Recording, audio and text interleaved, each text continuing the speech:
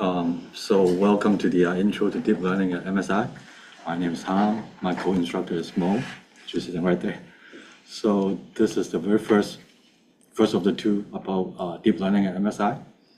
And this is what I have for you for this afternoon. So for this one, we assume that you have a MSI account and you know Linux, you can write some bash scripts, and you're comfortable with Python. And the most important thing is that you're comfortable navigating around the Linux OS. All right. So, and all the material here is for beginners, so you should be okay going through the hand-on session.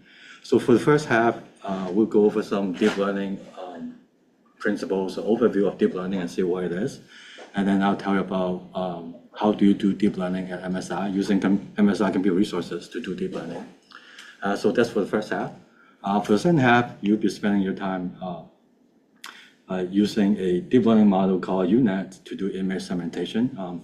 We have all the files and data available for you to copy to your home directory. You can do it from there. And the second half would be led by Mo. She's sitting right there. So let's get started here. You have any questions, please let me know, or just raise your hand or throw it into the chat window in Zoom. Okay, let's see. So deep learning, right? So before deep learning, we're actually doing something called theory or model-driven approach. So we have a problem we're trying to solve. We come up with some descriptive variables, and then with those variables, we try to come up with a good equation or formula that encapsulate all those variables and try to solve the problem that you have. Right? We try to solve a problem with all the data that we have and put those data into the variables and find a solution. And then so people call this a formula or equation-driven approach or theory-driven approach because the formula that you came up with is very important. Now with deep learning, so the tide has turned. People call that a data-driven approach. So we're actually trying to build an artificial neural network, which is a model, and it is built by putting all the simple functions together using function composition, right? And the variables within the functions are actually called weights. Those weights are very important. And then once you have those weights, and then you try to feed all your data into the network and try to adjust the weights that best capture the problem you're trying to solve. Right? So in this case, the data actually plays a very important role because we're trying to hope that the model actually learn from the data instead of fitting the data. So it's completely different from the first theory-driven approach. Okay.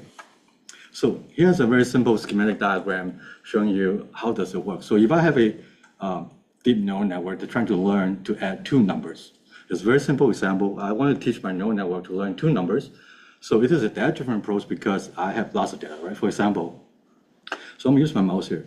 So this is data that we have. We have the observation we call it here is, for example, the input 1, 7, and I know the output should be 8. Or for example, now when it's 2 and 6, the output should be 8.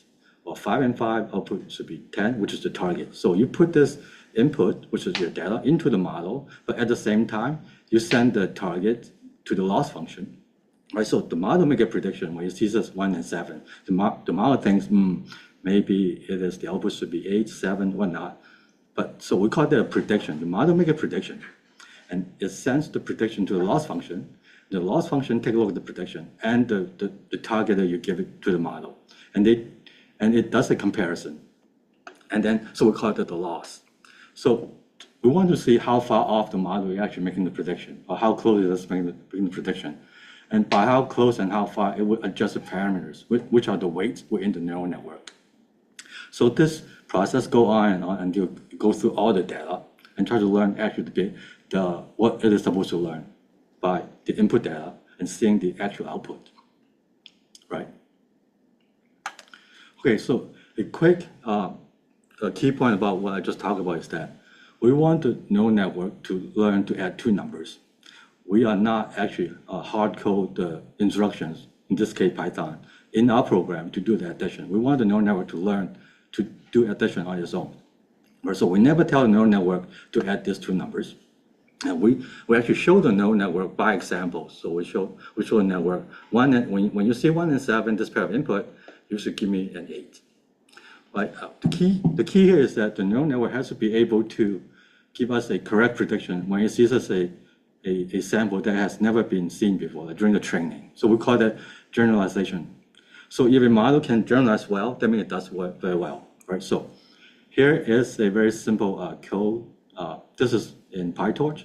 So the input will look like this, right? So I have the input 8.0, 3.0, and the model give me a prediction, and then I compare it to the actual output when you see 8 and 3. So here I have a very quick demonstration about the concept. So I think the concept is very important. The data-driven approach is the key concept here. So I'm going to put this on the screen here.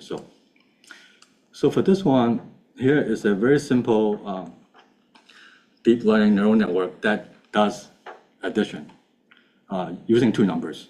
So let's go through this slowly. So I have the training controls here. So the training control, like this is training samples. At the moment, I said 1,000. So I have 1,000 pairs, so 1, 7, 8, like the observation and target, 1,000 of those. And epochs, so I want the model to go through a few epochs. Here is set up as 10, so the model will go through 10 epochs. Each epoch means that the model will see the complete training data. And here's the learning rate. I set as 0.00, 0.1. This is, you can think of it essentially doing the step size, because under the hood, the model is actually doing gradient descent. So a step too far, you might miss the best value. A step too close, or too small, you might take forever to get to the optimal point.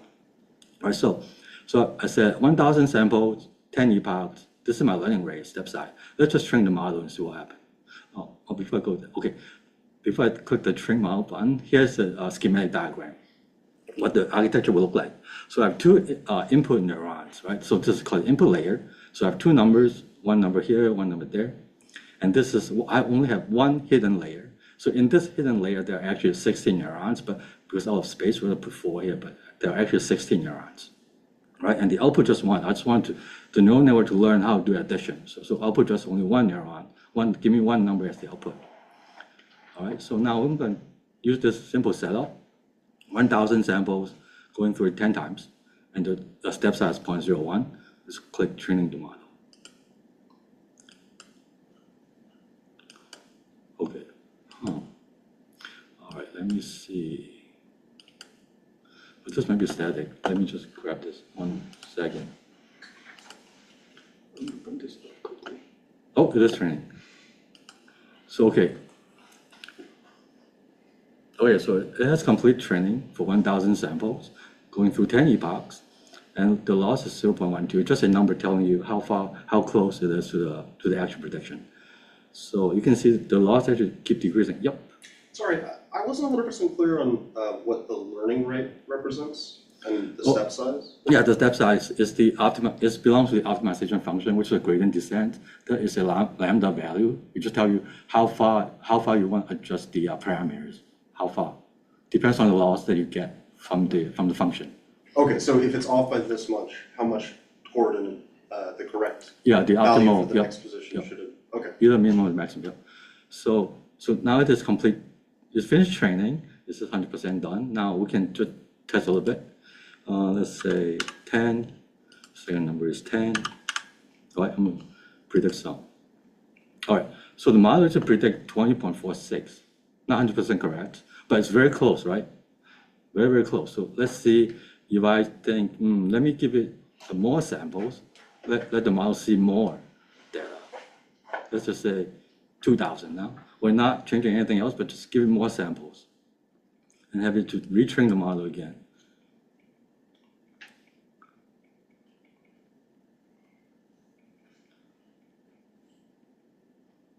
All right, let's see if this one do better. So let's just try 10 and 10 again. Oh, sometimes it's even more far off. So this is one of the way to say either you more samples, or maybe have it the model say more epochs. You know what? If I go through more sample, may as well push it up to 3,000. So with 20 epochs, 3,000 samples. So data driven, right? We'll just give more sample to it. Just train it.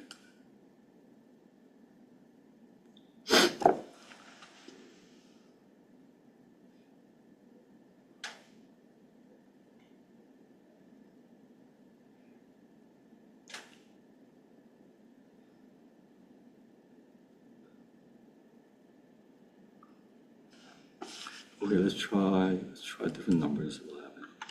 Let's just say 3 and 5. Let's see where we go.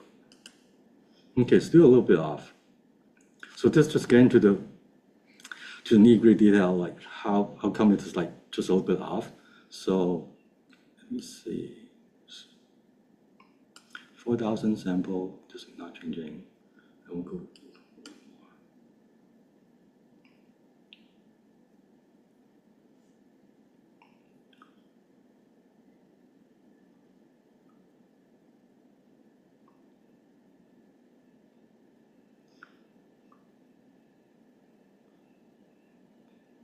Okay, so finished training with 4,000 sample, 20 epochs.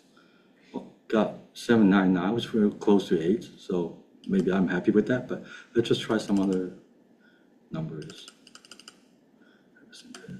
1599, so they're very, very close. So I mean, at this point, I think I just want to show you that the more data you give, the model may be better at getting the outcome that you're expecting from it. Yeah, go ahead. So obviously this is a toy model meant to demonstrate kind of the basics of these deep learning programs, but one thing I noticed off the bat is you're giving it whole number inputs. Yep.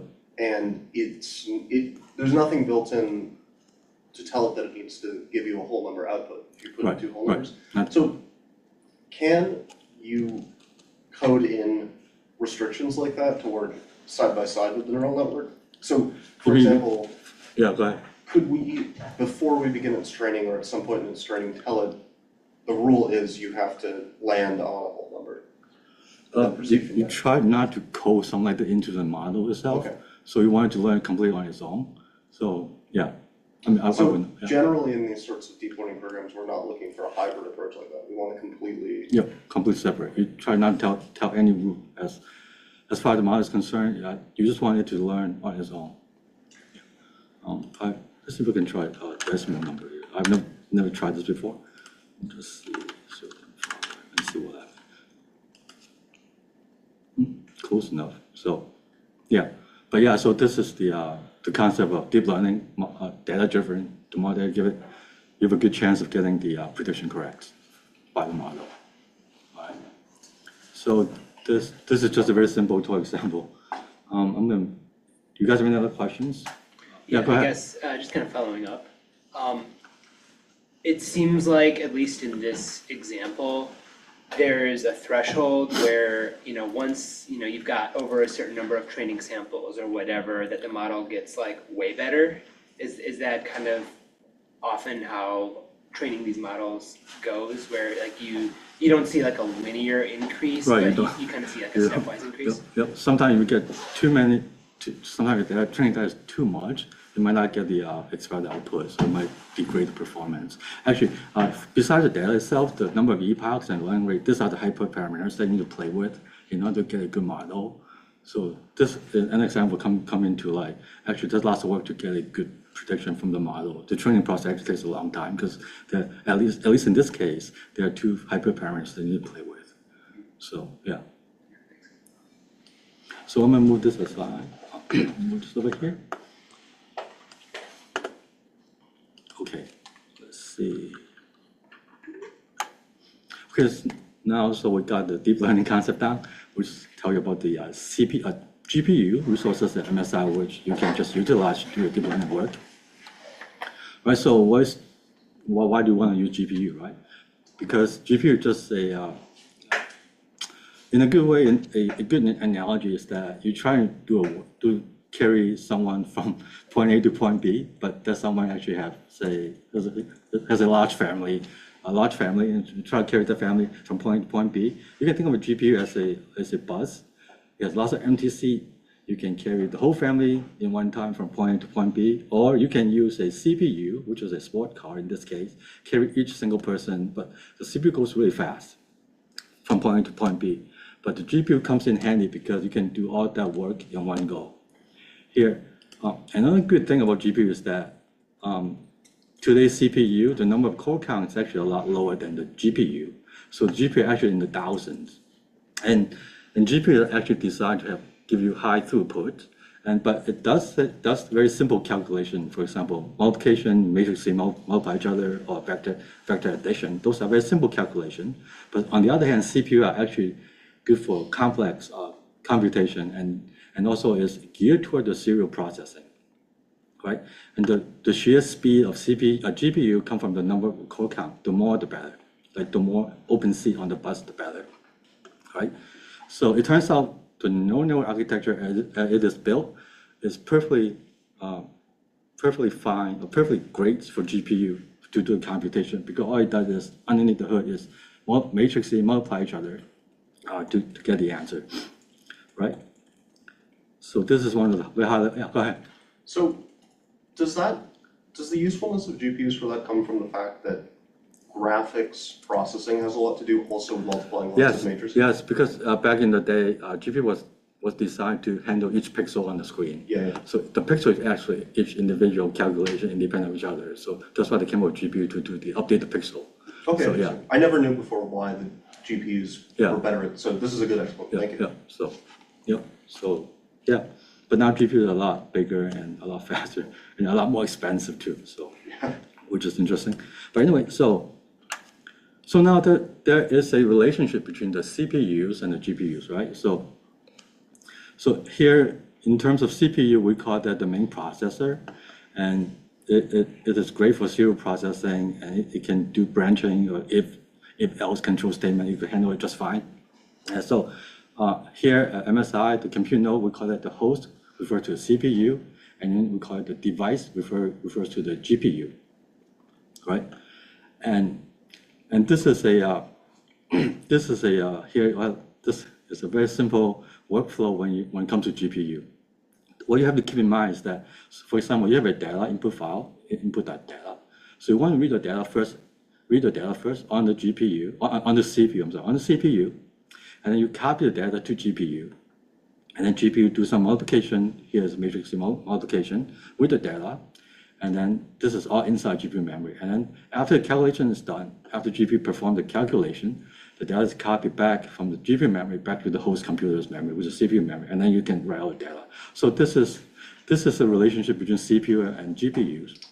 So this is usually the way it is handled when you do a deep learning workflow. You have the data sitting in the CPU memory, and then CPU tell GPU, I got something for you, and GPU take it, put it in the GPU memory, and then once the GPU finishes computation, the GPU CPU grab the data from the GPU memory, send it back to its own memory, and then this process actually, if your data computation, or if you have a large set of data, it has huge latency. So this is something to keep in mind. Okay, so the cost for transferring data to and from the GPU to the host memory, which is CPU, and it can have significant effects on the performance, right? So, okay, so here's a closer look of the CPU versus GPU for matrix multiplication. Essentially, this slide is telling you that if you have small chunk of data you want to process, you don't want to use GPUs. You might as well stick with a CPU, right? So let's say we are trying to do some matrix multiplication. So when the matrix size is small, so this is a matrix size like 100 elements, 1,000 elements, so on and so forth. The size of the matrix is a square matrix. So when the matrix size is larger, so CPU actually performing quite well up to this point, right? But when the matrix is getting the size of the matrix is getting out of hand, you can see the time for the CPU is actually increasing drastically. But for the GPU, actually stay pretty much under the acceptable time, runtime. So this is why we're using GPU to do deep learning or generative AI workload, right? So the trick to use GPU efficiently or effectively is to avoid computing small chunk of data, because in that case, you might as well use a CPU, right? Yeah. Sorry, and stop me if I'm asking too many questions, but just out of curiosity on this graph, it looks like there's actually a slight performance increase with the GPU from 10 to the 8 to 10 to the 9 matrix size. Yeah. Is that just like a natural fluctuation, or? Yeah, it depends on at that particular point in time when I plot this curve, what was happening, yeah. But the main idea is that if you have a large chunk of data, you should use the GPU to do it, right? Because you can see a huge gap between CPU and GPU, right? Okay, here it's a partition table. It's a GPU specific partition in MSI. So we have a few GPU partitions that are available for you to do your deep learning work. So with preempt GPU partition, that means that if your job running on a preempt GPU partition, it has to handle interruption well, because your job would be preempted if there's some other job that is sitting that has higher priority than your job in that partition, right? But the main key point here is the other types of GPU they can get from each partition. So for preempt GPU partition, interactive partition, these are the A40, NVIDIA A40s or the NVIDIA L40S GPUs. Now for each of this GPU, the GPU memory itself is around 48 gigabytes, all right? And then, so this is the key point, right? If you want to say, for example, you have a large model, you want to make sure that large model actually fit inside this 48 gigabyte GPU memory limit before you offload it to the host memory. And on the MSI GPU partition here, the GPU type, you actually can get A100, H100, and V100. Those GPUs are actually high performance GPU for great for deep learning. For the V100 GPUs, you're actually getting around 40 gigabytes of GPU memory. But for the H100 GPUs, you can have up to 90 gigabytes of GPU memory for your deep learning model. For example, if you have a large LM, you might be able to fit it inside one of the H100 GPU and run it from there. Okay, so this is the key thing to remember is the GPU memory that are available on each GPU. Yeah, go ahead. Yeah. So like when we want to use GPU, we can choose like one from these three, or we will choose ourselves, or like the MSI will automatically assign with. Oh, okay. Are, like, you can tell the Slurm scheduler which GPU you want. Yeah, there's a option for that. Maybe I'll show you later. But yeah. So the key thing is that GPU have limited GPU memory. The memory is not as big as the CPU host memory. Okay. Let me see. So now we're going to do deep learning at MSI. So where do we put the data? And what might be the right compute choice for you for the deep learning workload? Right, so there are a few places you can store your data, and each of the destinations for your data have some limit to it. So for example, you want to try out a small model, a home directory with 200 gigabyte limit, 1 million files, maybe a good place to start. And you have a larger model, or your data set is huge or is large, you might consider using your project shared or public directory that you have. And if you want to play with a large model, but you don't want to take up lots of your home space or this project space, you can also try to use the global scratch space, which has a 40 TB limit and 30 million files, so you can put a lot of data there. And the other scratch space that's available to you is a /10, which is on the compute node. This is when Slurm allocated GPU compute node to your job. This has also become available. So you can request up to, I believe it is 800 gigabytes of temp space. Let me go back there. Yeah, so for this preempt, so the temp space, preempt GPU partition temp space is 850 gigabytes. For interactive, the limit is 220 gigabytes. So these are some of the places that you can store your data or your model. And then you can also put your data in a tier 2 storage, which is some buckets that you could create and store data there. And when you want to use them, you can fetch them from the bucket to the scratch or your home directory. So these are a few places you can think about to store your data and your model. Okay. Okay, so running deep learning code at MSI, right? So there are a few ways to do it. If you are prototyping learning deep learning or trying troubleshooting, the way to do it is trying to have interactive GPU sessions. For example, use Open OnDemand or a terminal. So if you use Open OnDemand, you can go to ood.msi.um.edu. You can go to this URL. You can use either Jupyter Notebook. Jupyter Notebook is good for visualization.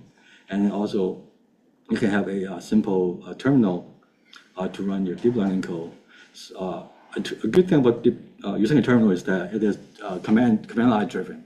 You can run containers there if you have one.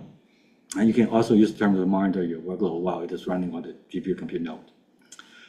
The other way to run deep learning code at MSI is using batch. So in this case, for example, you want to train a model, and it would take a lot of compute time and a lot of resources, so you want to set up as a batch job. And you also can distribute your workload across multiple GPUs using a batch job setting. Okay, so here how we request a specific GPU. So you can use it for interactive GPU resources. You can use srun. So here, this is the syntax. So you need to provide this this flag here. It tells Slurm I'm actually asking for GPU. So in this case, I'm asking for 1 compute node, 10 tasks, and I'm asking for 24 gigabytes of the host memory here. And so I'm asking for a partition. You can do this from a terminal. I'm asking for the interactive GPU partition. I'm asking for a specific GPU, just 1 GPU, and then 100 minutes. Okay, now if you know the type of GPU that you want, you can tell Slurm that, okay, I want a GPU, but I want the L40S GPU for this interactive session. So without telling Slurm the type of GPU that you want, Slurm will give you whatever is available at that time when you request it. Okay. So here in this case, let me see. So if you do it this way, so this is a command also works. So this srun command also works. It also tells Slurm that I just want a GPU from a interactive GPU partition. So you at least get 1 GPU, and regardless what type, either L40S or A40. Okay. So you can have 1 interactive GPU session running, and if you have multiple accounts, multiple PI account, you could use a different PI account to get another interactive session running. Okay, so this is for interactive using srun from a terminal. Okay, so for batch, you can actually, this is a very simple batch script that you must tell Slurm, you want a GPU, right? So I'm telling Slurm that, okay, I'm gonna, please give me a GPU from the MSI GPU partition. And I'm telling Slurm that I want 2 A100 GPUs. So here I type in the type of the GPU, which is A100, and I want 2 of them.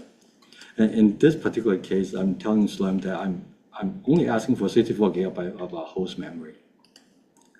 Okay, and then the time as usual, and then the script that you want to run. So here we're asking for 10 CPU cores, 64 gigabyte memory, and 2 A100 GPUs. So this is very simple GPU-specific batch job script with the specific Slurm directives. Okay. So something to keep in mind that when you send a Slurm job script that want to utilize GPU, so you only want to send in a job script that is written to run on GPU. So if the code is run on CPU, you just don't need to use a GPU for it. Just don't send a job to a GPU partition. So when you request memory for your job on HPC, that is always a CPU memory. So when you're in your job script, this is always a CPU memory. And if you request a GPU, your job actually will get all the GPU memory available to you, to the job. Okay, so if your code is written to use 1 single GPU, you should just request 1 GPU only. Okay, so this is a script here. I'm requesting for 4 GPUs. I'm asking for the host memory of 128 gigabytes. And here's the command. Here's some other command. So this is just for demonstration purpose. Okay, so I want to say I want to learn deep learning quickly and try to get my hands-on experience on deep learning. So one thing you can do is using Open OnDemand. So which is a very nice web interface. So for that, I can just show you.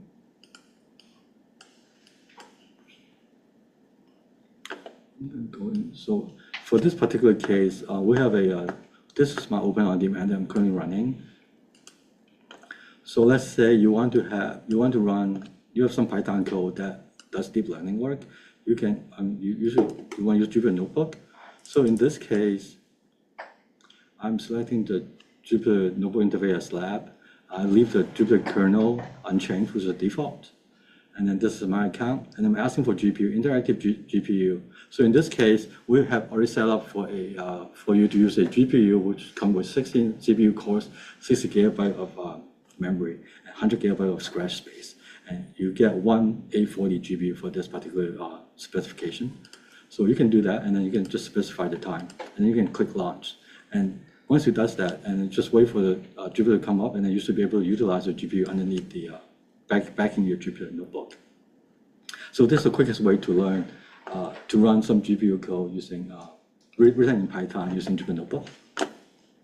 And we do have a deep learning kernel that is available. So the name of the kernel is Python 3 Deep Learning.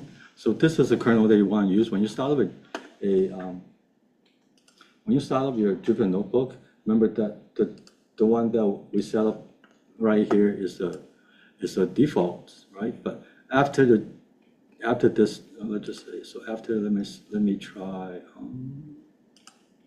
to fire this up.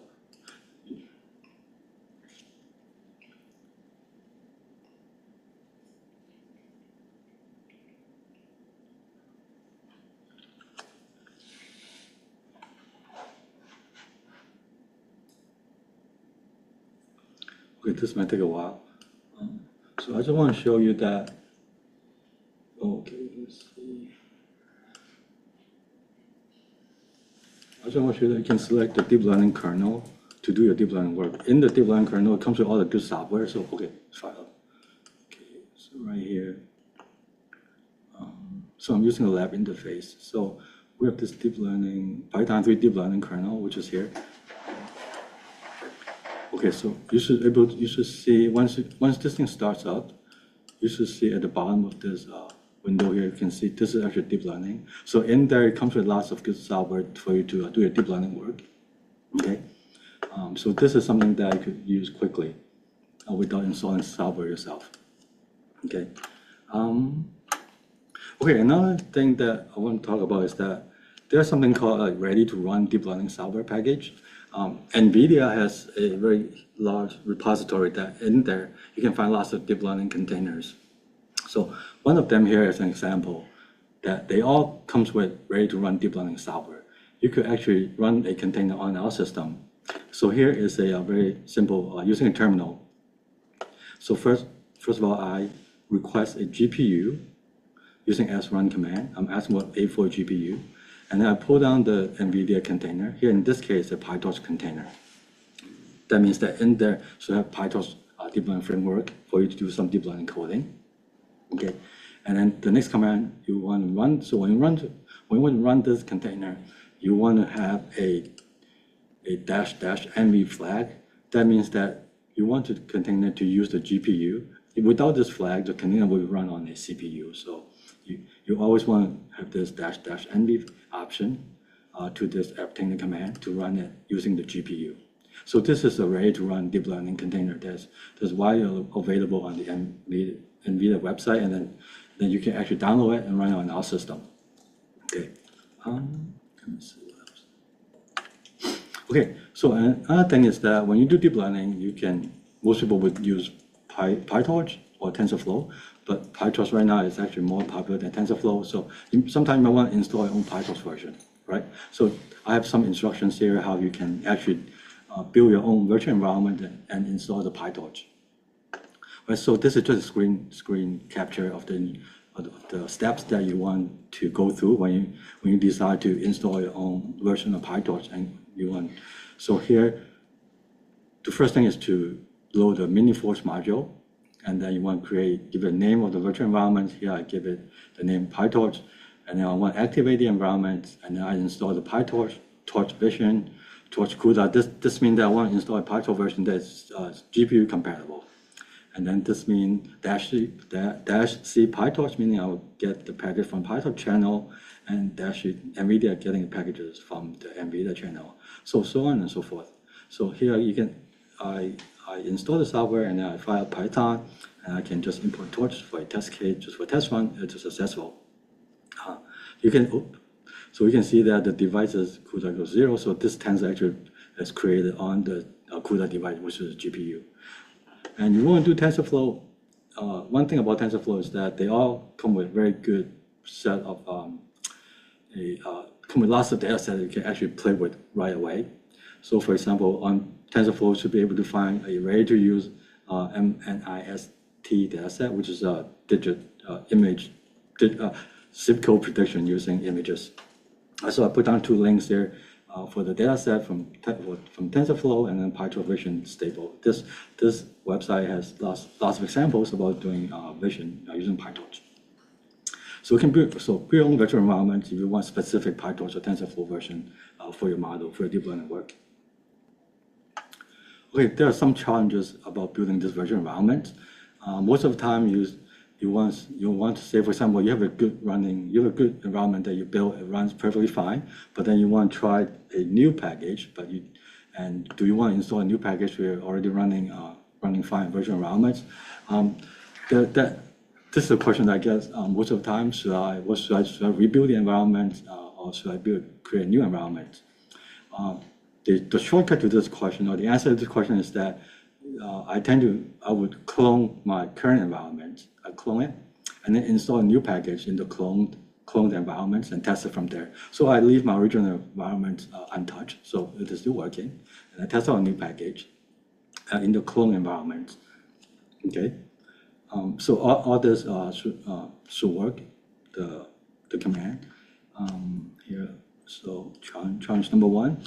Playing with new packages. So with deep learning, there are always some new packages coming out. So you always want to try out some new packages and see if it works or not.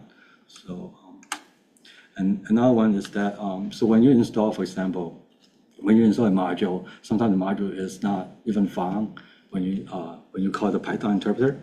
And this is very common error messages we get. So you want to make sure that when you install the module, you want to use the pip install the tool actually coming from the environment itself, not from our system pip. So that just makes sure that the pip will install the package inside the environment that you create. Okay, so to avoid the module XXX not found error, make sure that the tool that you use to install packages come from the environment itself, not the system tool. Okay. Okay, so now, do you have any questions before I hand this off to Mo? Yeah, go ahead. Yeah, I guess I just want to take a step back. You said right in the beginning how ideally GPUs are great with deep learning applications, and I guess my question, at least for how I'm thinking about this, is how do I know if my data is big? Or is it big enough to benefit from a deep learning approach versus should I just stick to a much smaller if I don't have data that's in this is a matrix that's this big in that graph that you showed up there, maybe it's in a different structure. So is there a general kind of framework for how you know that your data is big? Yeah. Well, I guess one way to look at it, you can see if it is in the hundreds of gigabytes, or okay, so it's typically just the size. Yeah, the size of data. If it's 100 gigabytes, I consider that's really big. Okay. Yeah. Sure. Yeah. If it's 10 gigabyte, CPU processing should be okay. So, but 100, but yeah. Somewhere between 10 and 100 gigabytes, really basic rule of. Yeah. Okay.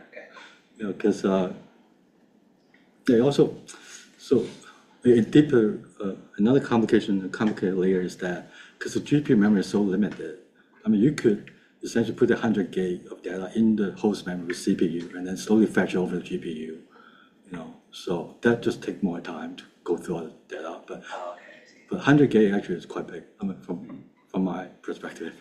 Okay. Yeah. Do you have a question? Yes, I have 2 questions. The first one is,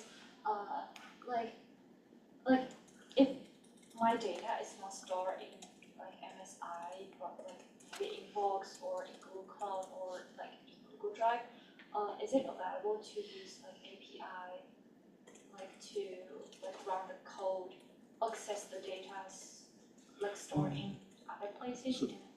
So I'm not familiar with Inbox or others, but you can transfer data from wherever it is to MSI using maybe Globus or SCP or SFTP, those protocols. So yeah, but I'm not sure what Inbox, but I think, Mo, do you know if anybody has transferred successful using Inbox? But I think people are using Inbox also, but you should be able to transfer your data from Inbox to MSI. You can send a help ticket and ask for further instruction about how to do that. Yeah, as long as you have space within your MSI account, you should be able to put the data there.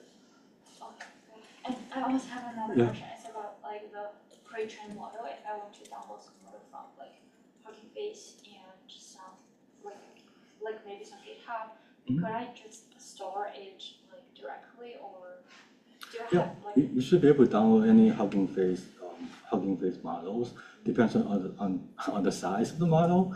If you're talking about LLMs, for example, open weight model, say I don't know, GPTOS has 20 billion parameter. That one should be easily downloaded to your MSI home directory. I think that one's less than 10 gigabyte in size, model size.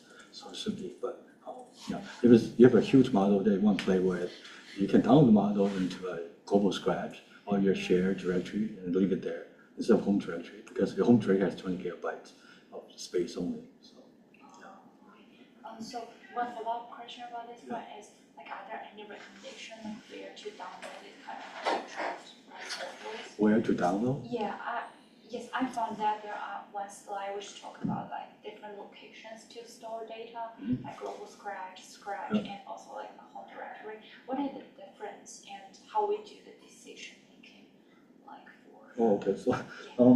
So just go back to the slide.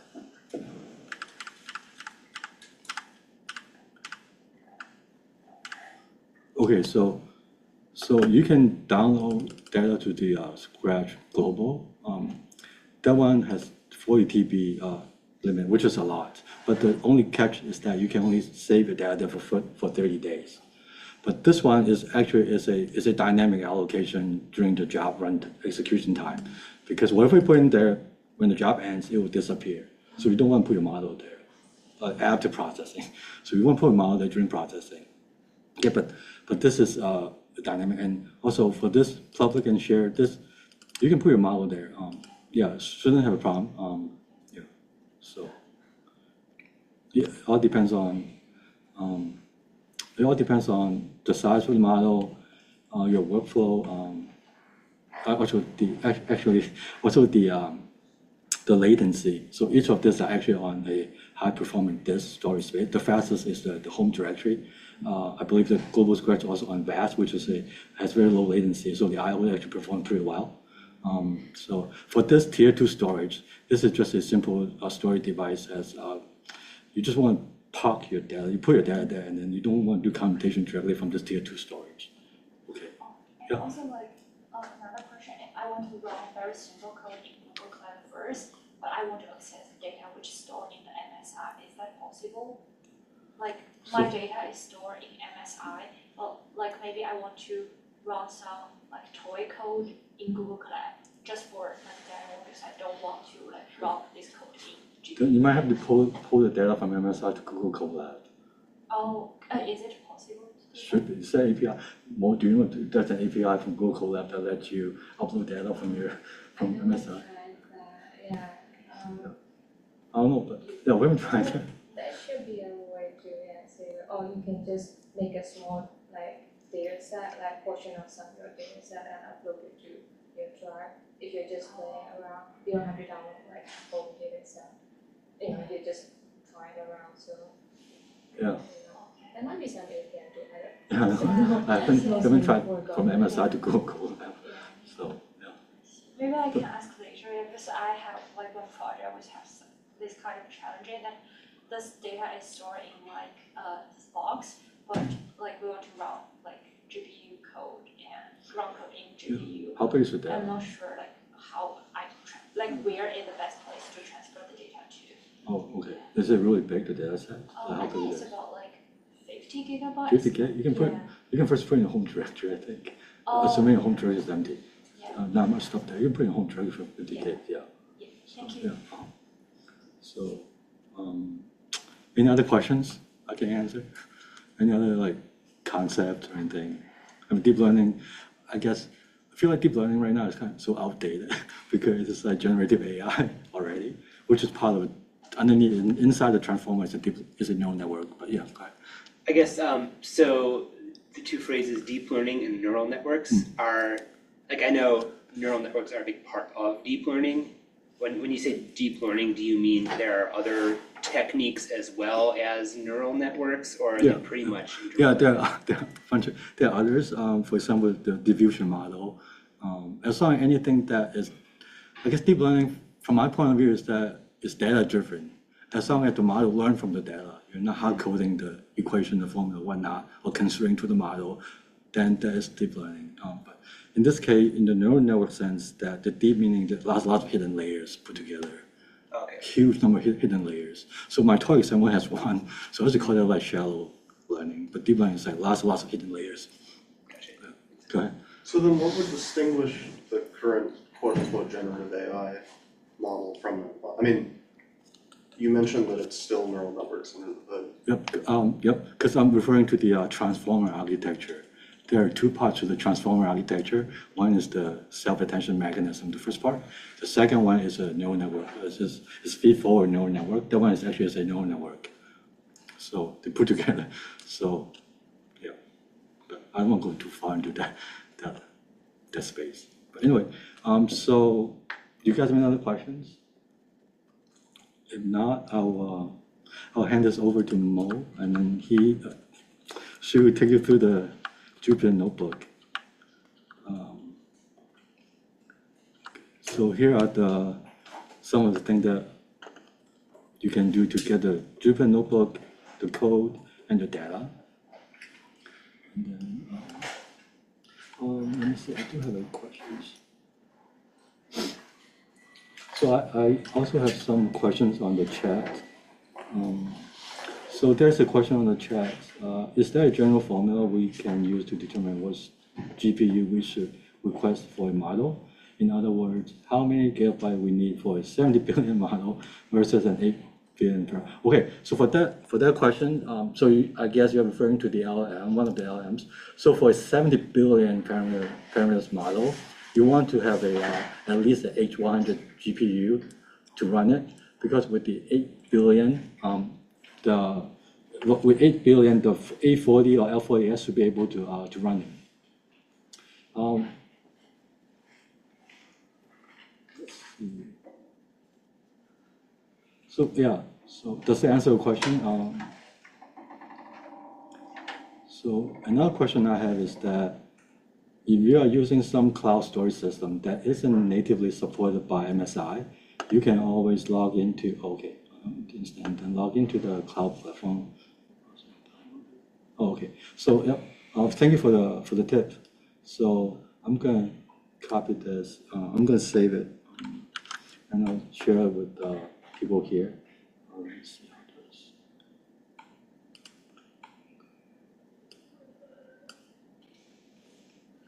Yep, I can definitely share the slides. Let me see. Let me save this.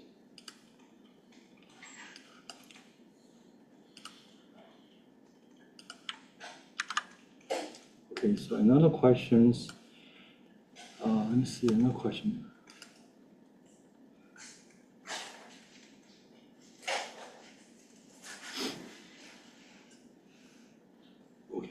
Okay.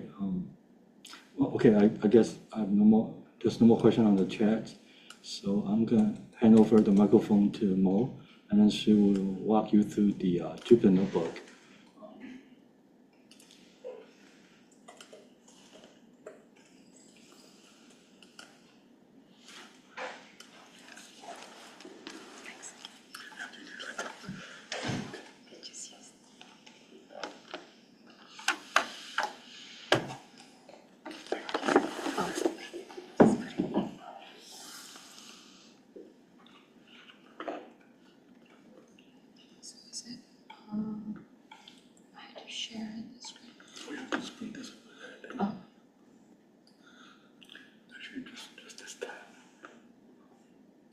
Just have over.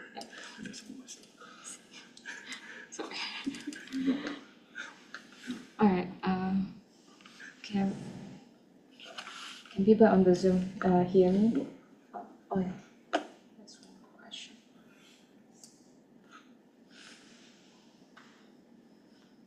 So we have a question here. Is there any suggested way to evaluate the results for a continuous variable, especially for deep learning? continuous variable. Continuous variable. Deep learning. I guess you don't want to use a root mean square. That one. Maybe try the entropy, cross entropy. If it's a classification, okay. Okay.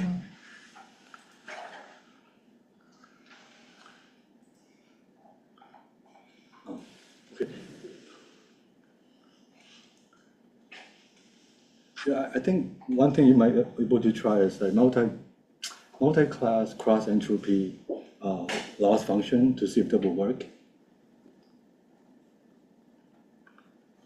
I'm not sure you can hear me.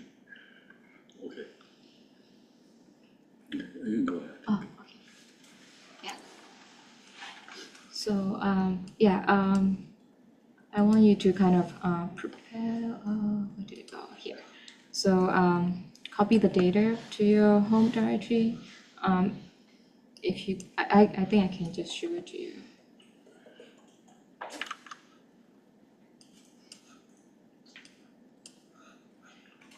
Here.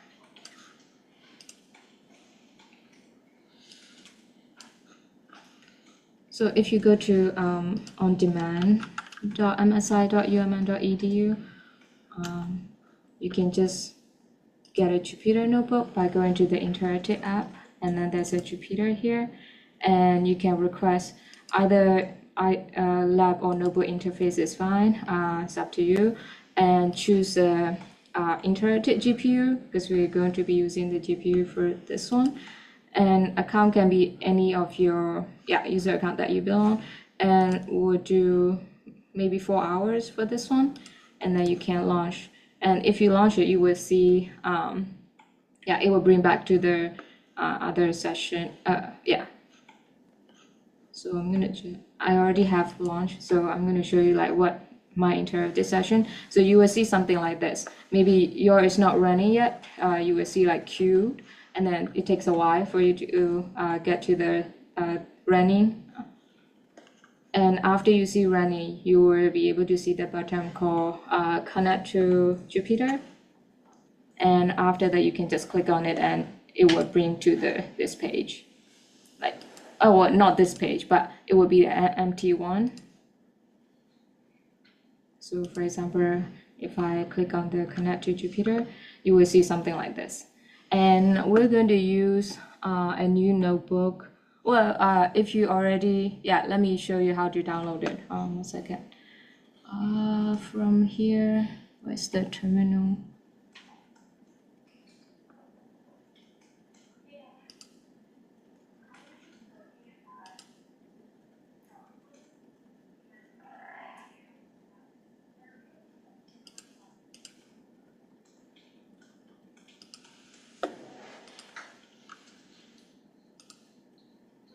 So if you go to File, and then New, and then go to Terminal, and then it will bring back to you something like this. And then I want you to copy this one.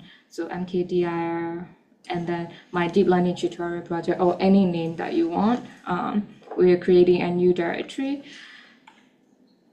So copy this one, and then do cd to your new directory name, and then do cpr, and then this command tutorial deep learning /star . So this is actually copying all the files in this directory to your current one. And then we are also going to make a new directory called trained model to save after we train our models.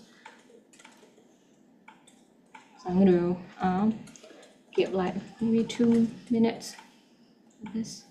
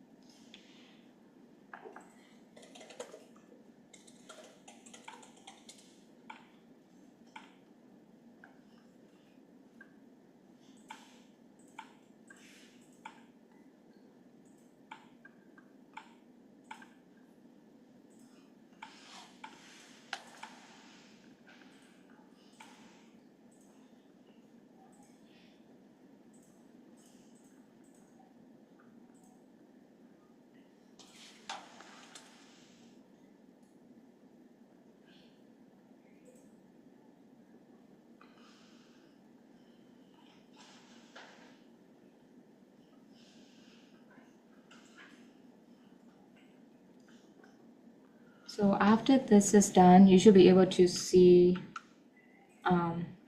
oops, sorry.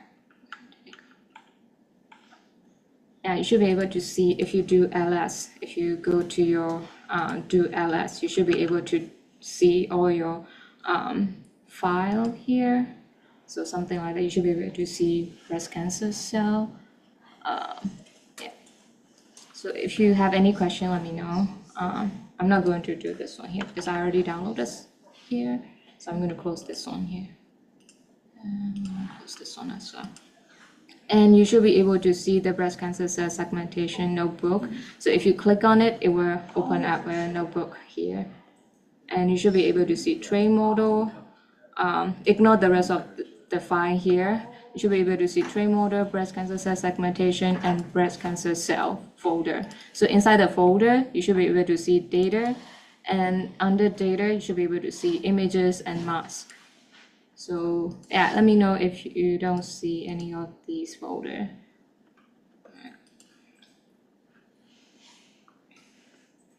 Okay, before we start, I want to show you.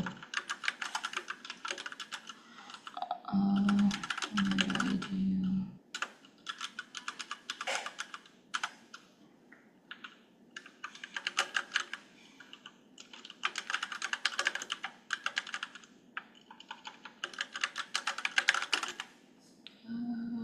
Oh no, okay, okay.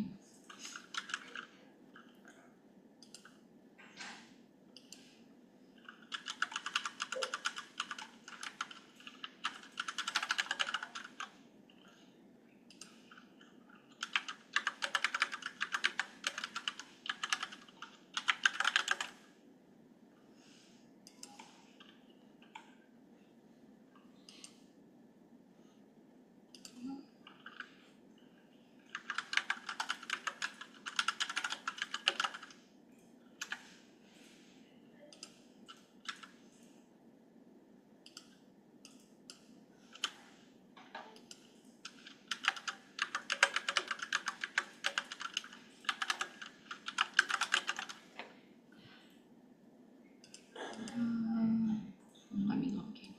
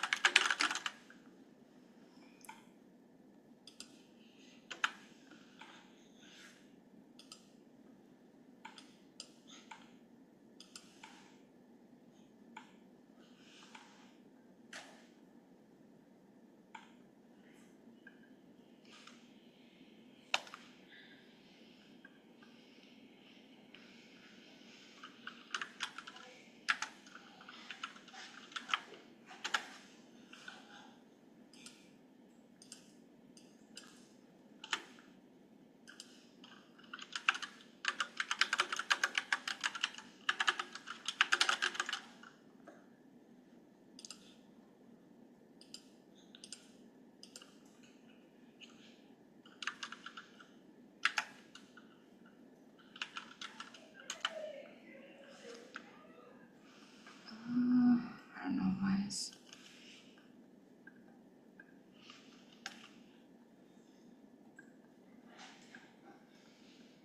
Yeah, it won't let me log in. Sorry, I just wanted to show you like some simple data set. Think we might have to skip it. maybe I can copy. It's okay. Anyway, so let me show you the data set a little bit here. So we want to kind of like make sure what data set that we are dealing with. So in the under images, we have the TIFF file. We can ignore this XML file. So we have YTMA, B9, 1, 2, 3, 4, and then they are all TIFF file. And if we look at the mask files here, they're also TIFF images. So we're going to be using the TIFF file to kind of load the images and do the pre-processing. So before we start, I want to kind of like show you the overall structure that we're going to be using. So let's say once we have the data set, we always want to kind of play around with the data a little bit, see what data that we're dealing with. Sometimes it could be PNG, it could be TIFF file, depends on the what data set you have. We have a TIFF file now. And first thing first is to kind of do the pre-processing. So my files are all like in the same, images are under images, and the mask files are under mask. So this is to kind of like load all the TIFF file images into the path. So I want to make a nice data frame to kind of organize images and mask into pair. Don't worry about it, I'll come back to the things later. So I just want to show you the overall kind of architecture, what I'm going to be doing. So we want to be like this. In the data set, we have images and then mask, and then this is the file path that is pointing to each of the TIFF file images. That's what we want to do first. All right, so it's kind of like easier to like deal with. For example, when we split into training and validation and test data set, you can kind of like, you don't have to rearrange your actual data. You can just deal with the data frame and you can split it however you want. So that's one way to do it. If you don't like this way, you can kind of like actually physically move your this data into like train set or like test set. You probably have seen it before, right? You can do that way. So there are two ways to do it. And after we organize it, we're going to use the TensorFlow image data generator. I'm going to show it because it's a lot easier to start with image data generator. If you're new to deep learning, it's really easy to follow up. They have an API to kind of like to load the images efficiently, so you don't have to kind of write a lot of code. You can just use call the image data generator function, and then you can do normalizing images, and then you can do rotation image. Rotation images mean you kind of augmenting the data. Augmentation mean let's say if you don't have a lot of data, especially in the medical images, you might have like a very small data set. Then you want to do the augmentation on your data set. For example, you rotate a little bit, or like rotate 45 degrees on your image, and you will get a new data set. The neural network that you are training, it will see it as a new data. So you can kind of augment that. And it also kind of like do the pre-processing for you. For example, like rescaling or like resizing, normalizing, everything that do it for you in one function. So it's a lot easier to follow up. And so we're going to use the data generator here. And then the flow is after that, we will have to create a neural network. We're going to use a UNet. UNet is a, hence the name UNet, is a U-shape network. UNet is really popular to do the image segmentation for medical images. So UNet has like essentially two parts. Maybe I can show you the UNet architecture here. It's better to kind of like see so it's kind of like have a U-shaped network.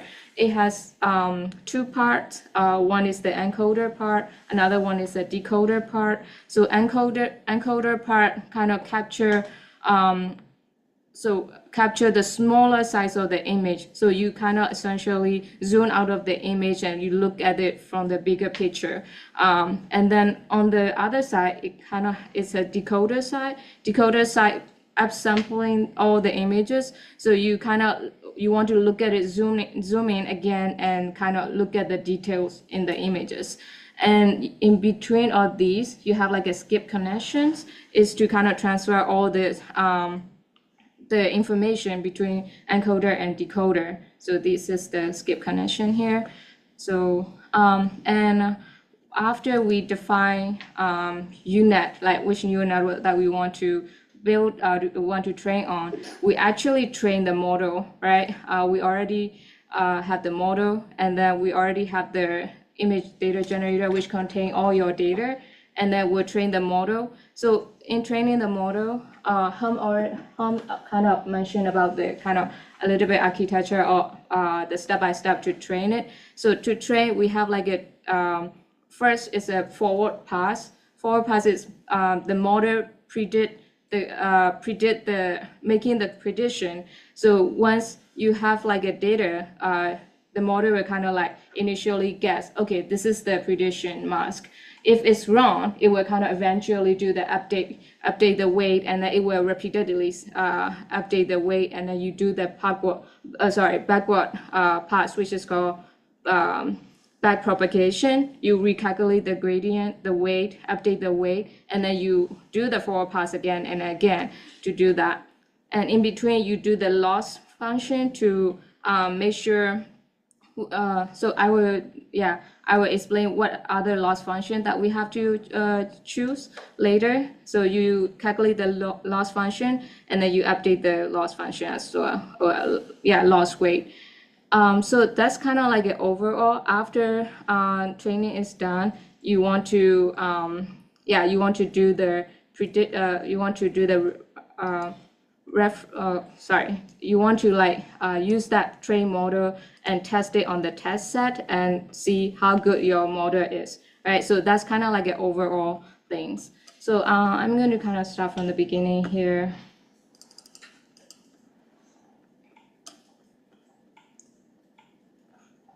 So first thing, I'm going to import all of the necessary library. So we're using pillow image, TIFF5, Matplotlib, Glob, all the necessary. This tutorial, we're going to be using the TensorFlow. So I'm going to do import TensorFlow. So before we click on running these, I want you to make sure that the kernel is set to Python 3 deep learning. So if it's not Python 3 deep learning, you want to change it from kernel and then change kernel here. So if you click on kernel and then change kernel, you can kind of like select which kernel that you want. So if you, so you want to choose the Python 3 deep learning. If not, you will get some error because we already installed all the necessary packages inside this one. So make sure that it's selected. So if it's already selected, we can just do cancel. So yeah, make sure this is on. And now you can start running the notebook by clicking on this play button here, or yeah. Oh yeah. So I'm quite curious, like, what are the difference between the different kernels? Because I see there are one Right. which named as CSCI machine learning for health.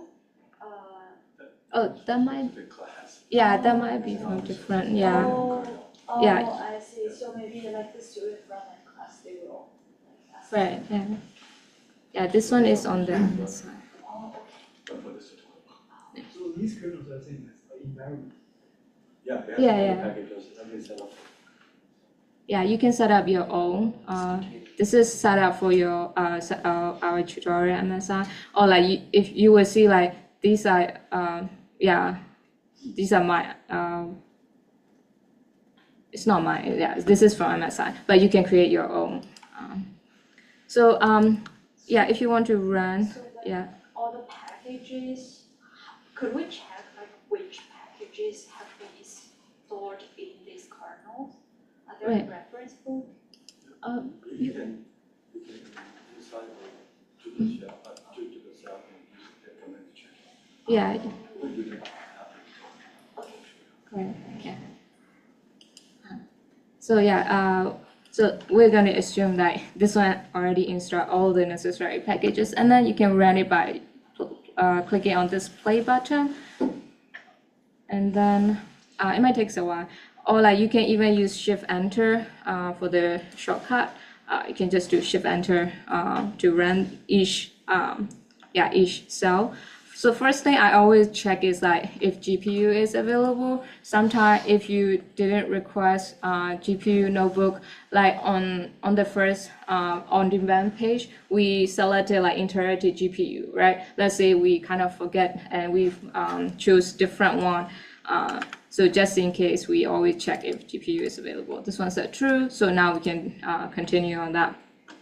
Please ignore this one. We already downloaded our data, so but you can always check if your data is available by doing ls. What is the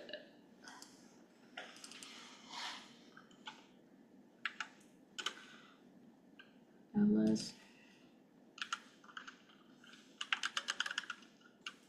So data by doing this. So you need like an exclamation mark, and if you do ls breadth cancel cell / data, you should be able to see images and mask. Also, you can also kind of check if the images are there. Doing this. So now I have all the images, right? So I'm just go back to just to make sure that it's accessible. Now we start by doing the data preprocessing. So we want to load the data set from folders. So we define, okay, which I have to fix this one. You might have to fix it according to according to your directory that you just downloaded. This one is under cell / data. So I have to, you don't have to mention the whole path, but if it's on the different path than your notebook, you might have to like define the whole directory name. So now this should be good. Now I'm going to run this one, and then this is to kind of like just to check how many images in the path. So you will see there are 58 images and mask, and the first image path is this one .tif. Right, and it's for the mask. So now I have all the images. So now I can make, first I want to visualize the first image pair, right? Just to kind of check what they look like and if I have to do any preprocessing, right? So I load the first images, and then I have a function to visualize image pair. I'm just using just to kind of visualize the first pair, right? So the first pair is like this. So let me explain a little bit about these images. These are like H&E stain images for the breast cancer cell. I get this one from the CUDA dataset. I should have a link for this one.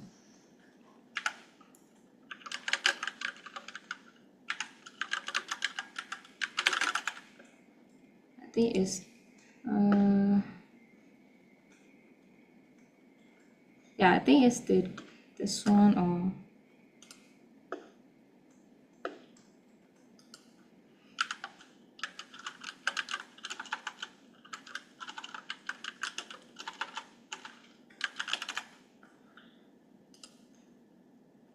I think it's this one. So it has a 58 H&E stain histopathology images. I'm not a biologist, but so we're going to be having, these are like 3D images, I mean 3-channel images, right? So for mask is only 2D. So mask is in binary. Binary image means you only have either 0 and 1. So in computer kind of perceive these images, binary images, as, so this black, as you see, background is 0. So each pixel is all 0 for the black background. And for the white, these dots you see, these are the 1. These area are these pixel areas at 1. So either only 0 and 1. So masks are in binary image, but this one H&E stain, this is in 3-channel image. That's why when I output the image one is 768 by 896 by 3. 3 means we have 3 channels, right? For the mask, we only have 2 channels because it's, and also we also can print out the range of the images. So this is, I already normalized these. So they are both between 0 and 1 if you see it here. So I here normalize the pixel image for the H&E image here. If you don't normalize it, and if you print it out, you will see a different maybe 0 to 255 here. So for the training purpose here, I'm going to use the just normalize between 0 and 1, and I'm going to make this one binary images. Not binary, sorry. Yeah, just 2D images. So first, I'm going to load these data to Panda data frame. So I'm using pd.dataframe, and then I'm using images and mask like this. So this is called a dictionary pair, right? So I'm going to make a dictionary pair, and then I'm making a Panda data frame by doing this. So if I do this, I should have like an images and mask pair, something like this. So like I mentioned, like I like making it as this data frame because it's kind of easier for me to organize it when I split the data into training and test set. So when I want to split it, I can just do, okay, 0.7%, which means 70% of the whole data set will be the training split, right? And then another 15% will be validation split, and another, the rest will be the train tests, right? So I split it like, yeah, 70, 15 by 15 ratio for the training, validation, and test set. So if I run this one here, I can just do, yeah, so I can do train.hat, for example, to see what are the value in the train data set, right? And then I can do the same thing for the train val.hat. So one thing I have to fix is as you see here, the indexes start from 0 for the training set, but in the validation set, it starts from 40. It might become a trouble because when I want to access, for example, let me show you quickly this one. If I want to get a train df0, oops, sorry, not 0, train images. So this is to get the first image from the train set, right? So it will become like this. But when I do the same thing for validation df, normally I would be getting the first one, right, that I see, which is this one, this part. But I'm getting error because the indexes start from 40. So that's one thing that I have to fix. So to fix the indexing, I just do reset index and then drop equal to true. So now if you run this again, you will have like a C validation image it start from 0. So same thing for the test set, I'm going to do that. Now I can kind of do val df images 0, and then you should be able to get the first image path.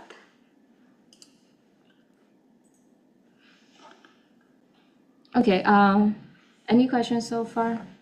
Right now, I'm only like splitting the images into train and train, validation, and test data set. Now, this is the creating data generator. So like I mentioned, TensorFlow has like an image data generator. This help you load the images efficiently from the disk.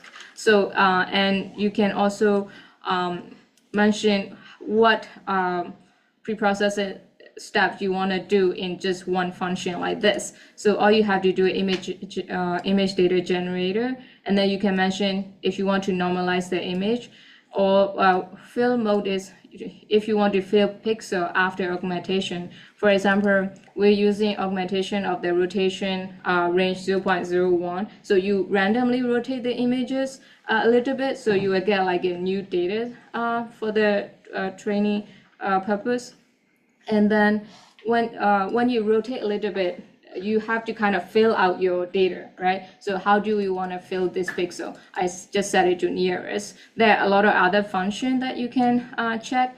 So for example, I always go to like their image data generator. Yeah, I always go to their documentation to check the image. So this is they have other functionality that you want to do. So they also have examples on how you can do it. So for example, if you're using, so this is the one that I'm using, flow from data frame, because I make a Panda data frame for my data set, right?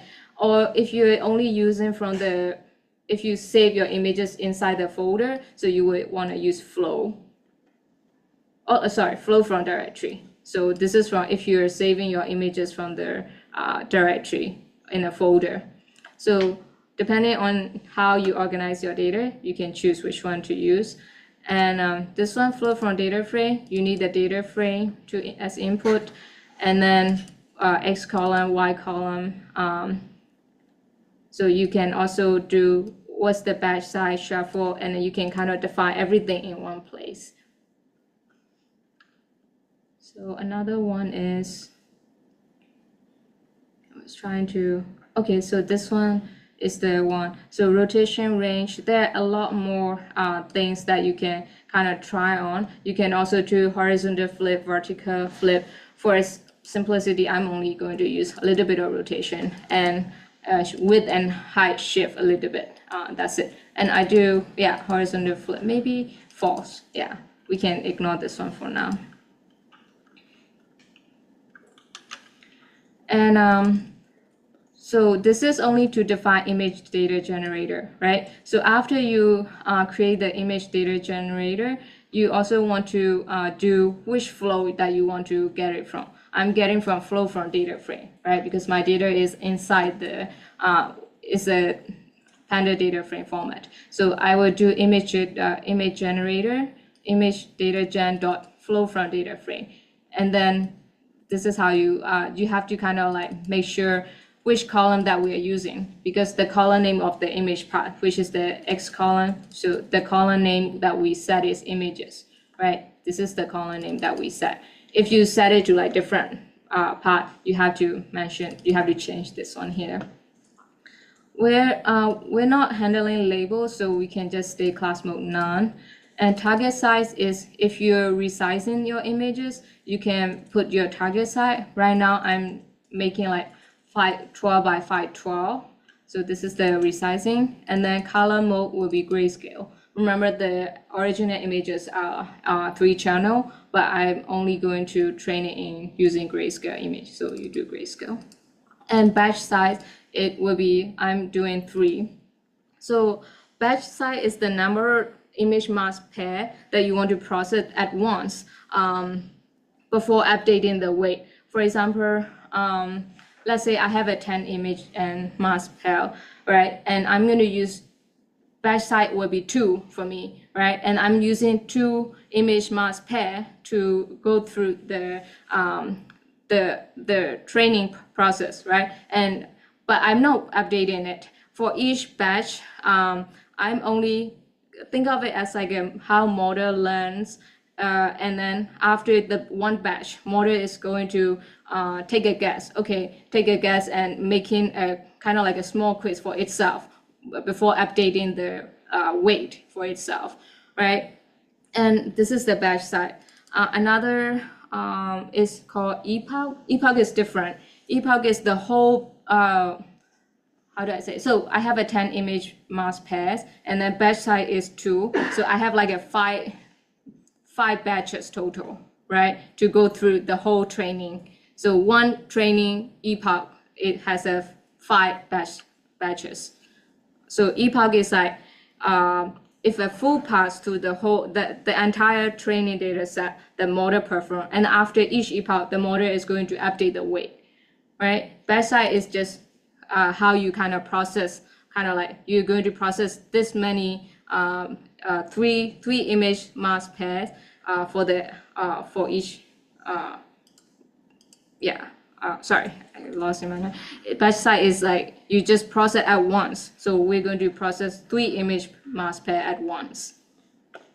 So so we have a batch size and target size. So I have to make the same thing for the mask generator. So for the mask generator, I don't have to do anything for that because I only have to rescale it to just to make sure that it's between 0 and 1, just to normalize it. So that's what I have to do. So now I have an image and mask generator. So I'm going to make it in zip.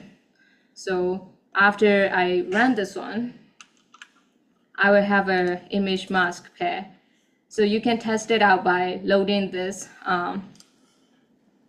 So this is for the training set that I'm preparing for. And I'm going to make another one for the test generator, kind of the same thing.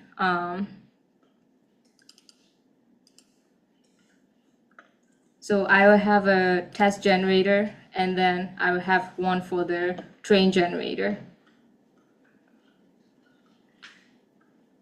So for the I have to make a 3 generator for that. For the training set, I have train and val generator. We can use this the same data generator because they will be the same. But for the test data generator, it will be different, right? So we're going to use a different test generator here. And then we want to test the shape of the image mask pair in the data generator. So just to kind of make sure that the data generator that we created can access to the images. So this is the first output that we get from the, so make sure that, so here I mentioned batch X and batch Y, right? Because each batch contains 3 image mask pair, right? It's not 1. So that's why when we mention batch X, so input shape is 3, 512, 512, 1 instead of just 512, 512, because there are 3 image mask pair in the image data generator, right? So if we want to visualize the image pair, the first image from the batch, I have to mention like set 0 so that it will get the first pair. Let me know if if there are any questions.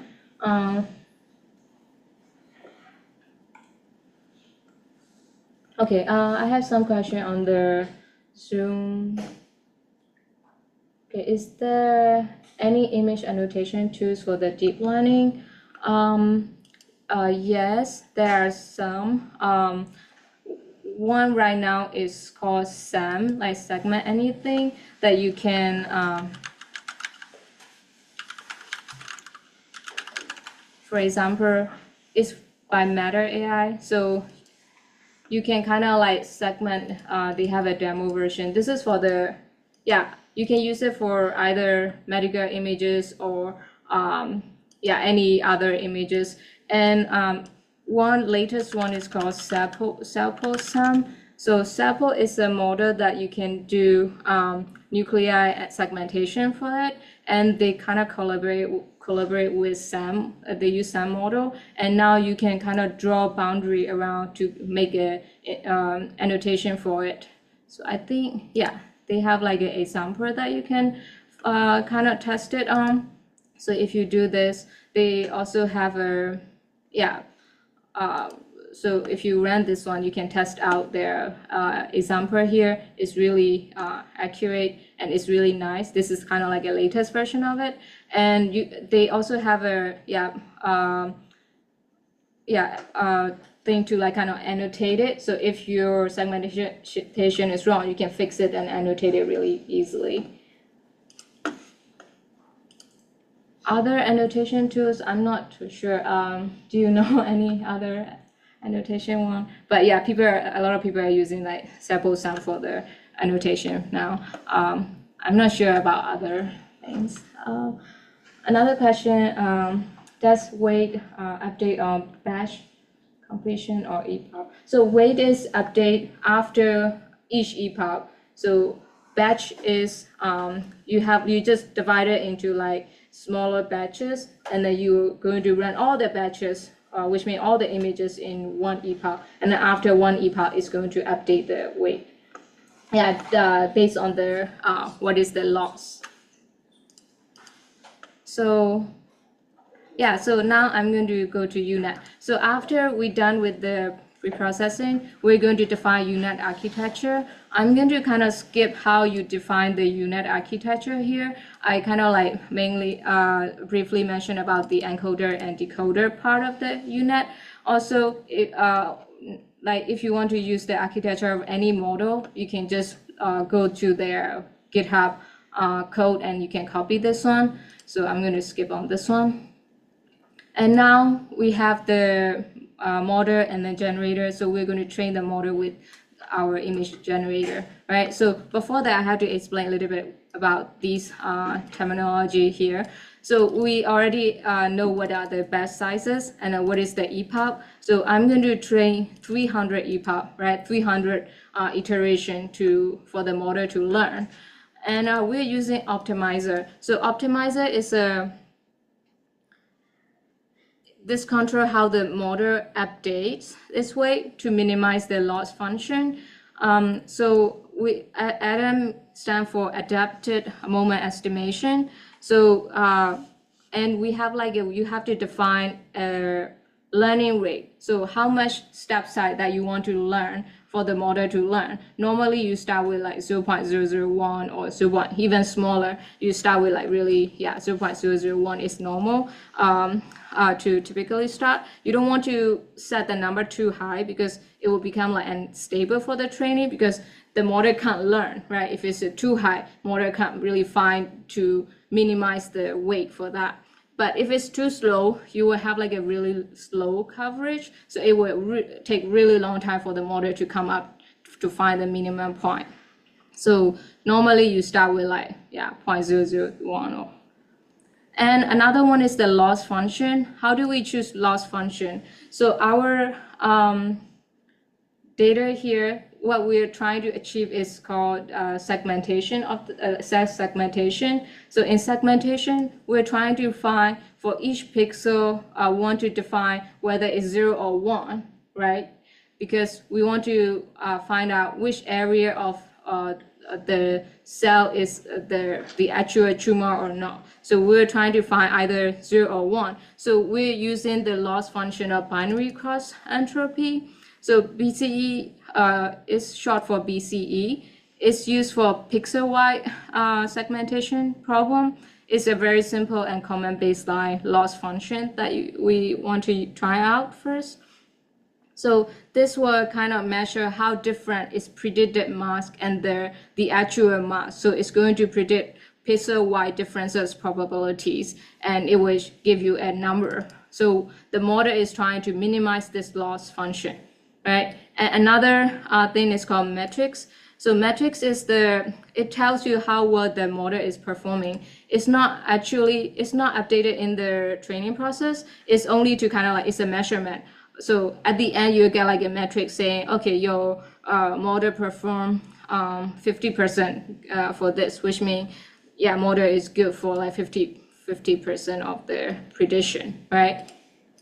So now let's do the model. So first we kind of define the model by doing model equal unet, because this is the model that I define. It's called unet, right?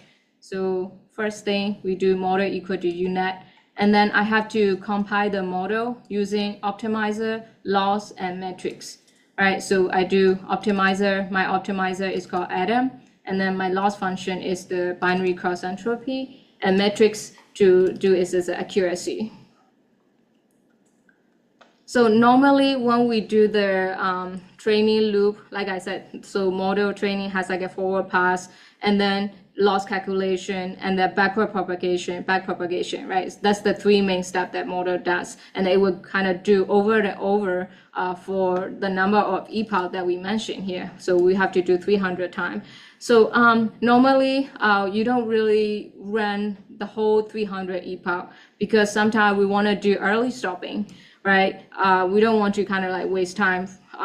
If the model loss is not improving, then we will want to kind of use early stopping, so you can kind of get the result better. So it also prevent it also prevent kind of overtraining of your model. So we want to kind of do the early stopping callback. And also, we also want to kind of define the checkpoint callback, just in case if you run out of memory or like run out of time, we want to kind of do the checkpoint for the model to save it for example, every 10 epoch, I'm going to save the model anyway, because just in case, right? So you can do checkpoint callback and where to save it and monitor the validation loss here. And this is the history. I'm going to actually fit the model, and then I'm going to save it inside the history so that I can make a graph after the training is done. It will accumulate all the validation loss, and then what's the accuracy of it inside this variable called history. So now I can start running the model by doing, okay, train model. And then I'm going to save my model and the history and the training time here. So you can let it run and then see how it goes. It might take a while, maybe like 5 minutes. It's not that long because we only have like 58, total of 58 images. So it doesn't take too long. I'm going to explain a little bit about what the accuracy and the results are like.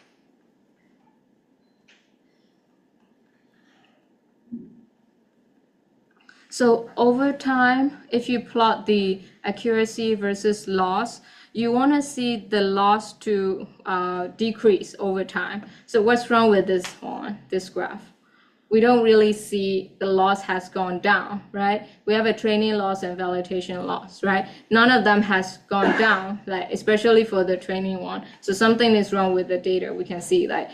And also accuracy like go for 1 and it didn't change. So this one is not really a good training example, right? Because normally we want to see the training loss to go down like this. Same thing for the validation one. But if it increase, if the validation is increasing, we can say that it's overfitting. But for this one, it's not either. It's neither decreasing or increasing. So something is wrong with this, right?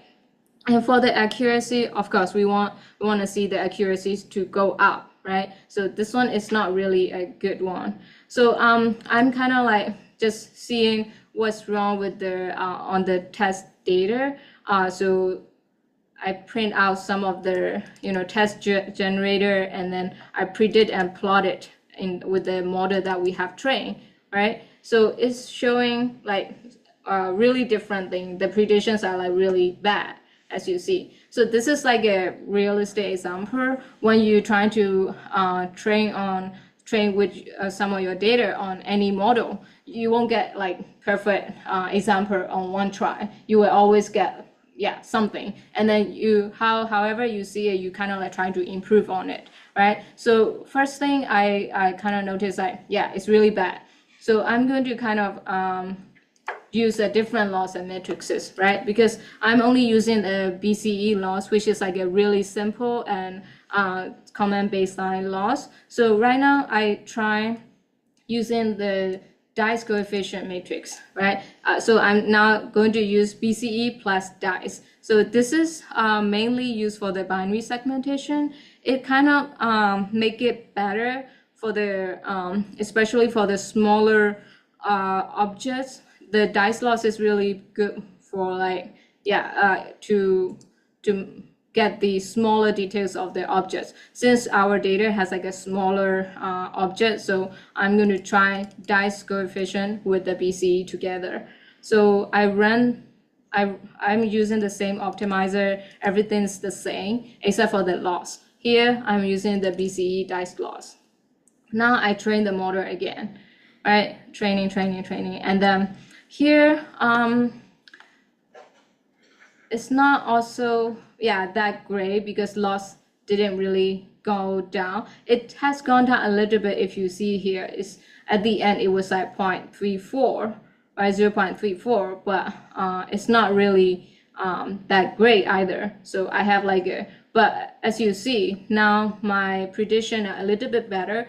Instead of picking up nothing, it kind of picking up the darker region of this image, as you see here. But it's nothing like ground truth data yet.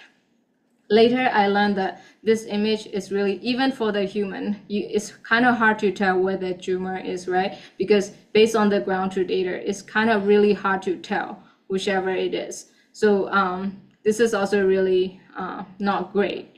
So that's what I learned. So that you have to do more of a pre-processing step on your input data, because even on the just by looking at the actual image and ground truth, it's kind of even for human to tell which region that we are looking at.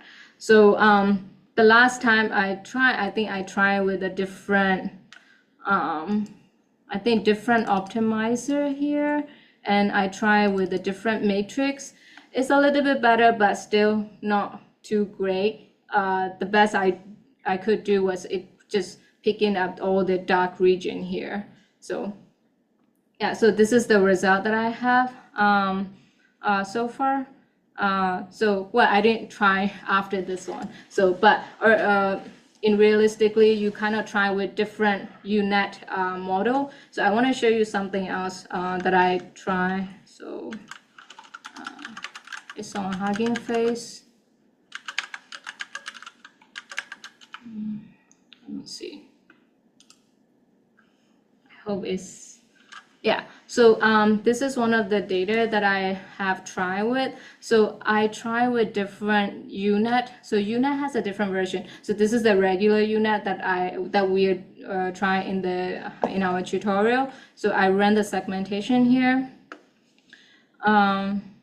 UNet is not bad, but still it's not really great to kind of like capture all this data, especially if you have like a lot of like complicated background here. It's kind of like think this is the one, but what we want to do is this really dark round lipid that we want to process. So I tried with UNet 3+. They have like a advanced kind of another advancement in UNet, and this one actually did better than the regular UNet. Oops, what happened?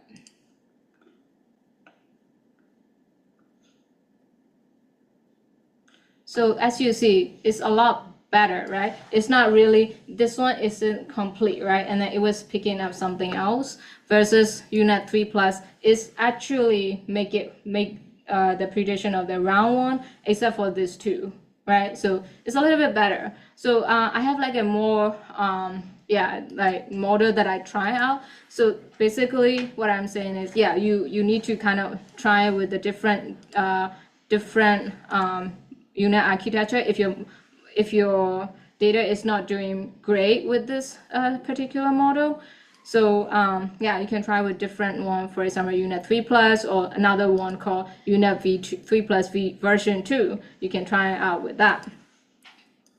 And another one that I was mentioning is the cell pulse model. This one is really great for especially nucleus and cytoplasm segmentation. As you see here, it can kind of perfectly segment the cell boundary here. So this one is really, right now is a popular model to kind of like for the cell segmentation here. All right, I'm going to go back to our model. So let's say I want to, right now we only try in the notebook, right? We didn't really try to run it using on MSI. So Helm has mentioned about how we can kind of submit the batch job on MSI. So this is how we're going to describe. So you can kind of get the GPU, what GPU that we want to use. I'm going to use the A100 for the training, and how much memory that you want to get depends on the size of your data. And then what's the time frame? I'm just giving 5 hours. Sometimes it may take longer for the training. And then normally I will put all this, I would say everything inside the Python file, right? So submitting to job. So I'm going to put, this is the example training script, right? So I have a file called train model, and then I'm going to save this one here. It's called,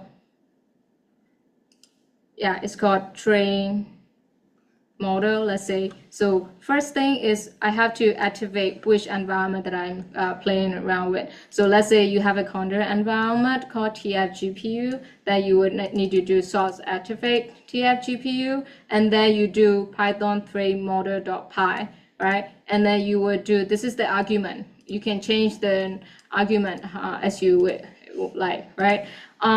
Another one is we're not going to include in this tutorial, but another one is using obtainer.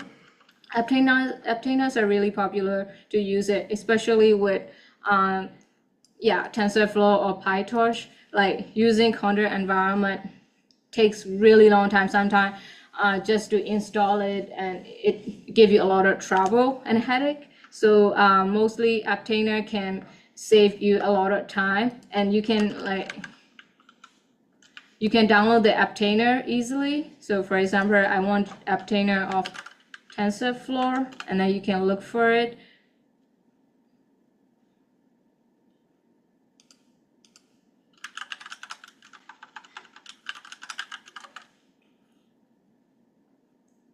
So here, all you have to do is obtainer pull TensorFlow from the Docker site here.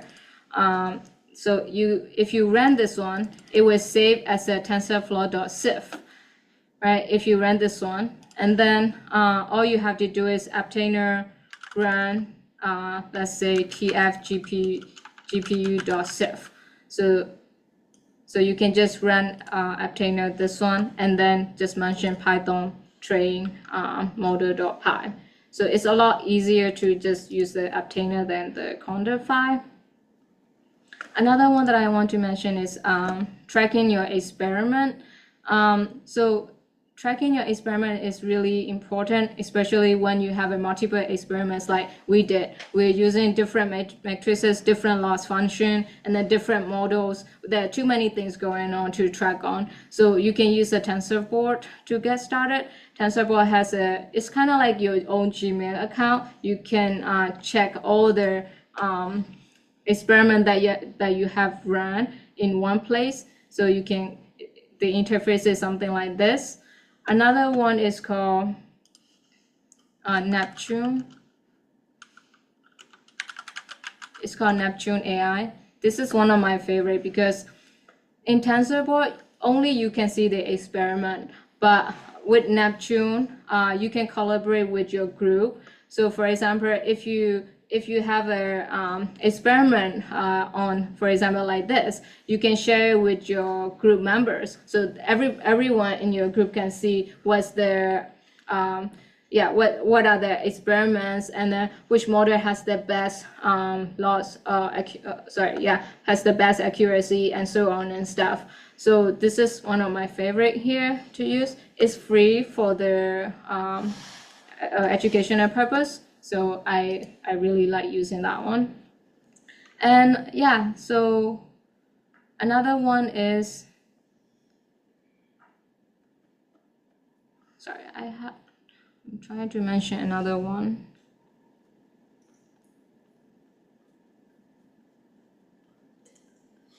So Neptune.ai, and yeah, I think okay, so another one is go back to Hugging Face.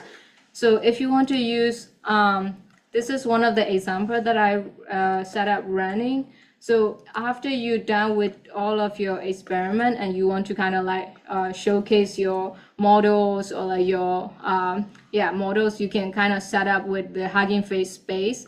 They have a lot of examples that you can follow up. It's pretty straightforward. You can just set it up, and then you can kind of like do the running, something like mine here. You can just easily set it up and showcase your model here. And also another thing is Hugging Face has a lot of pre-trained model that you can download and then use it. So if I go to, stop running. Oh, okay. So if I go to model, and then you can filter by name, you can kind of like see UNet, and then they have like a different UNet version that you can even check for. Or if you do sex segmentation,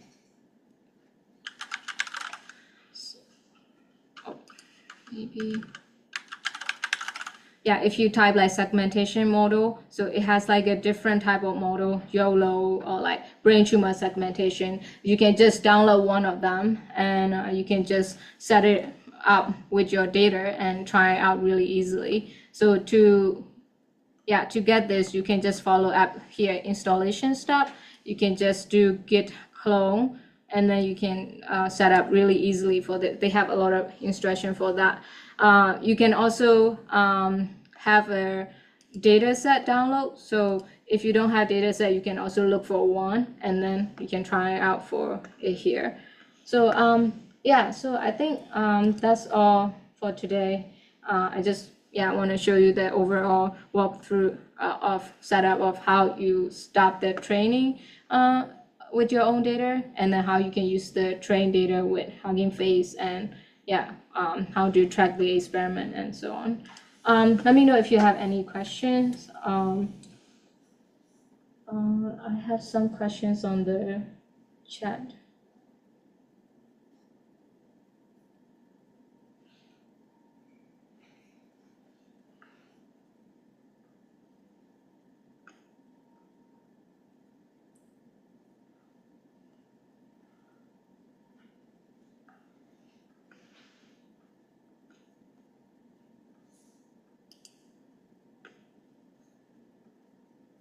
Oh, so if you get an interruption, I need to use checkpoint callback.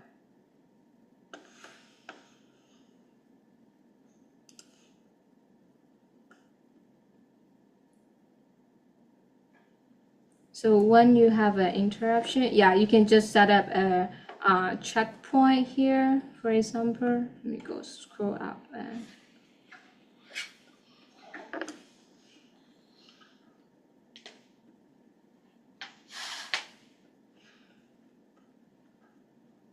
you can just set up a model checkpoint. This one, I only set it for save best only, but there's a call point called, you can set it for every 10 epoch. So even though if it's interrupted, it will automatically save for your all of your model for each 10 epochs. Oh, the website that I show you, the fact checker, it might be breaking because this is the old one, and I haven't really updated it. So if you try on some other these two, you might get error because I haven't really updated this one yet. So but these two should work properly. You can try it with your own data and try it out too. Any other questions?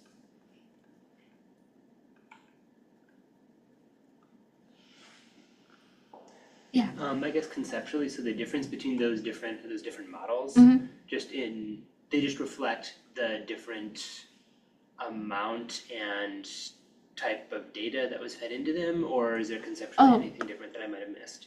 No, so I train with each model with the same data, with same data set, but the model architecture is different, so it depends, how they capture, these grain details. So UNet regular one is pretty good for the data, especially for the clean data. But as you see, like this one has like a background, it has other cell background, so it can't really capture it properly. But like the new one, they kind of added some additional, I can't remember which one they add. So it can kind of filter out all this background and only capture the point that you want.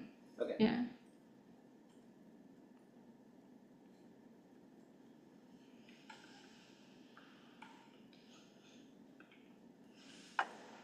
Any other questions? Or do you want to add anything? Do you guys have any questions?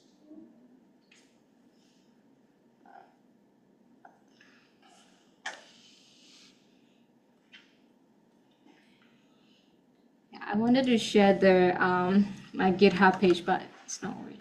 I don't know why. So I forgot the login. So.